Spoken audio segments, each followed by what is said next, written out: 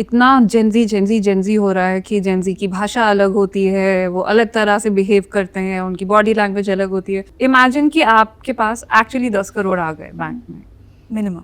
हाँ minimum exactly I wish you get more and उसके बाद आप रिटायर भी हो गई, देन व्हाट?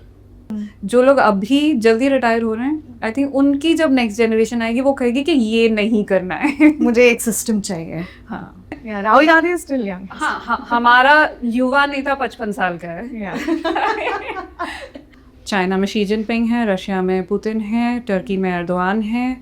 आपके पास इस वक्त जितने बड़े लीडर्स हैं वो सब सीनियर सिटीजन्स ही हैं, और अगर आप सबकी एज देखेंगे तो आपको लगेगा कि हमारे प्राइम मिनिस्टर तो उनमें सबसे नीचे हैं। वर्ल्ड स्टेज पे जब आप इमेज देखते हैं, वेदर इट्स अ G7 और अ G20, when you see those family photos, अभी SCO हुआ, if you see the family photos you will see 80 to 90% of them are senior citizens, Yes. and they are male. Youth को तो वैसे interest नहीं है politics में, तो youth तो पॉलिटिक्स में आ ही नहीं रहा है। लेकिन यूथ जब पॉलिटिक्स में आता है तो क्या उसको वो सपोर्ट सिस्टम मिलता है? हम लोग अपनी टारगेट ऑडियंस के बारे में बात करते हैं कि टारगेट ऑडियंस ये है, उसके हिसाब से कंटेंट ये बनाना है।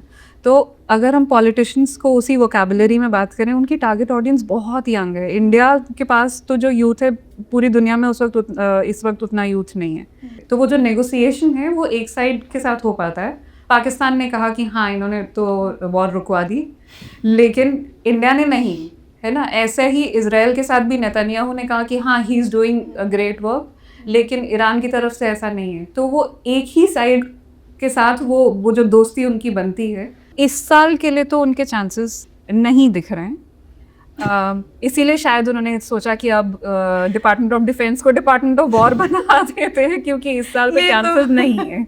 The validity or the significance of having a Nobel Peace Prize. I mean, Trump को क्यों चाहिए, इतना क्यों ऑब्सेशन है? कोई इंसान AI से चैट कर रहा था और अपने काउंसलर की तरह उसे इस्तेमाल कर रहा था और बता रहा था कि मैं बहुत डिप्रेस फील कर रहा हूँ वगैरह वगैरह। फाइनली AI ने उसको सजेस्ट किया कि आपकी ज़िंदगी में कुछ ठीक नहीं हो रहा, आप अपनी जान ले लीजिए, और उसने खुद को मार लिया। लोग शादी रचा रहे हैं ChatGPT से।